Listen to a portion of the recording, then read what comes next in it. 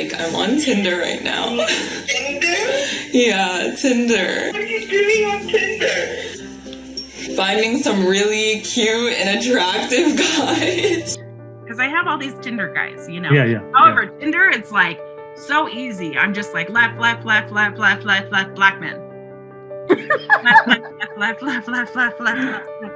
man. Left. That's all I do. It's very quick. I've been on Tinder for 7 years. I've been on Tinder in 2 countries. How many matches have you had? Do you really want to say? 1,024 matches. Yeah, I'm a bit of a Tinder expert. You can say that. So what is the percentage of men that you see on Hinge or Tinder that you're proposing to them to go for coffee? Me personally? Yeah. It's very minimal. No. What is it? Are we talking 10%, one, I a think fraction?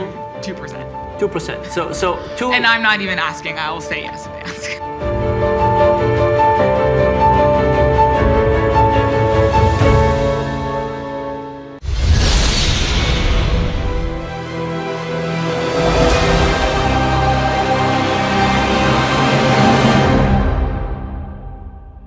How Tinder and other dating apps ruined dating.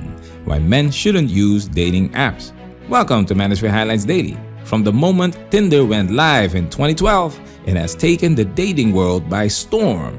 Never before it has been so easy to score a date and meet people. There is no doubt that in today's age, technology has made our lives very easy and at the same time efficient.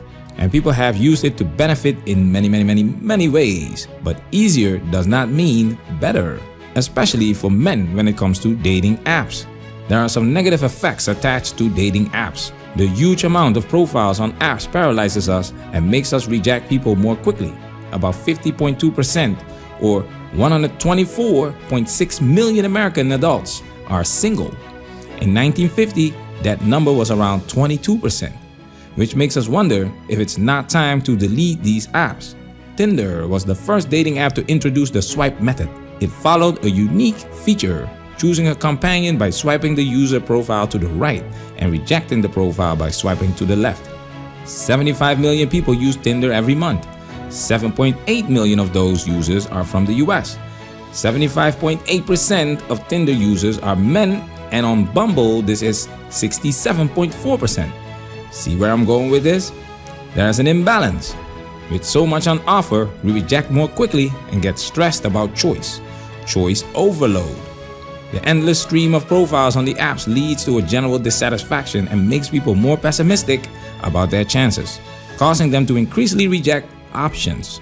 It's just like the guys out there are just they're not it. I really don't know what this says about me, but I feel like I find very few people attractive.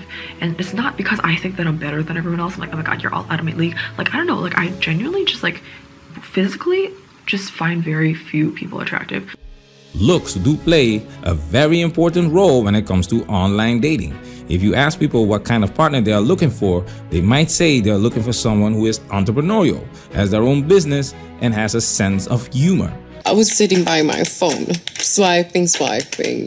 What kind of guy were you hoping for? An ideal guy, smart one, and funny, and very impulsive. But then, when they look at Tinder profiles, they reject someone because they are 5 inches too small or 5 pounds too heavy. The average time for swiping right is just below 1 second. However, if a swiper didn't like someone, this time gets even shorter to about half a second. This is not a good position for a man, when the majority of users are men and the majority of women are not attracted to most men. Men swipe right more than women, about 46% of the time, while women swipe right only 14% of the time. So I was swiping and then this guy comes up.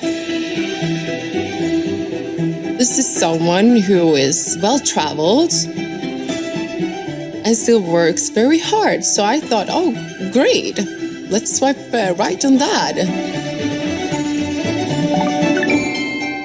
I got a match.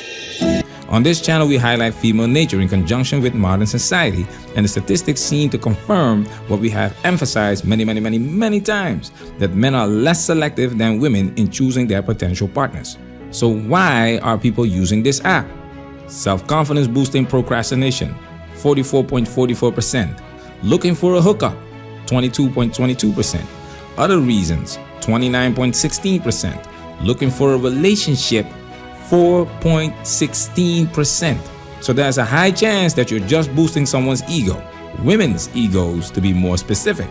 Engineers at Rentify conducted research with about 100 profiles to see which gender between heterosexual men and women would be more successful in receiving the right swipes when shown to potential matches. Heterosexual women had a 52% success rate with their profiles, while heterosexual men had a 16% success rate, which was significantly lower compared to women. In our previous video, we highlighted some research from Apostolou and Philippou regarding involuntary singlehood, and I quote from the article. However, Apostolou and Philippou found that generally for both genders, self-ratings of desirability did not directly predict marital status. However, some traits had significant indirect effects on men, the largest being good looks, where higher scores were linked with higher self-esteem, which was associated with a higher likelihood of being in a relationship or single by choice. End quote. As mentioned before, looks play an important role when it comes to online dating. If you don't look the part, you will most likely not be successful on these dating apps. We made a video about average guys, normal looking guys, including one Tyrone, and they would swipe right for 100 times max. The results were even lower than 16% for these guys, but Tyrone had a different story. All right, we'll take it from there. Mariah, swipe right. Oh, that's another match. All right, let's swipe right again. Erica. Oh, that's another match. Caitlin. All right. Oh, that's another match. Bro, okay, I can't. That's another match. Jeez, okay, I'm trying to swipe. All right, let's go ahead. Dang, man, I'm trying to swipe fast on them. It just, okay. Another match. Okay, let's keep swiping. Let's keep swiping. We swiping on everybody today, guys. We swiping on all of them. Yo, I can't even do the fast method. I'm trying to go as fast as I can right now, but I keep... Swiping is done based on a photo and maybe a very small amount of explanation. And although many would argue to the contrary, the studies do show that attractiveness is by far the most important factor in liking someone. A person's looks count for 4 times more than any other measured characteristics. So those who want success on Tinder need to look good. Our Tyrone for this video is Mr. Austin Dunham, by the way.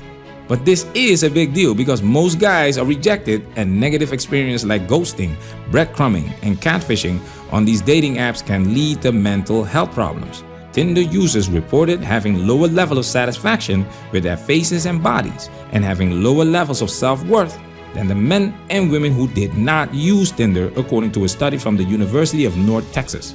We are facing an epidemic of loneliness, and using dating apps does not lead to deeper connections. Women value those matches less because they have so many anyway. But it's pretty easy, and I didn't realize how easy it is. I literally could get on my phone and do, like, that night, if I wanted to hook up with a guy, you could just go on. It's the easiest thing ever. That blew my mind because I'd never done that online dating stuff. I think it does more harm than good, and men in general should stay away from these dating apps. Sure, there are success stories, but there's a lot of stigmatization, devaluation, and dehumanization of the process of dating. It's like women shopping for a handbag. People are reduced to a profile picture or a few features. If you're really looking for a relationship, you have to pay attention to other things than just looks. Think about your best friends. What is it about your best, if they were online dating and you would look at their profile, what would it be about and you say, oh my goodness, I want to be a friend with this person for 20 years? It's their height, eye color, BMI. I mean, what? It's kind of crazy. And of course, it's not just the use of dating apps that destroy relationships. There are other factors. For instance, these Disney fairy tale movies. Just look at the Tinder Swindler documentary. These ladies all suffered from Disney princess syndrome. as if love is supposed to be magical, love at first sight. I'm after that all-consuming, the kind of what you've grown up with. The first memories that I have about love is Disney.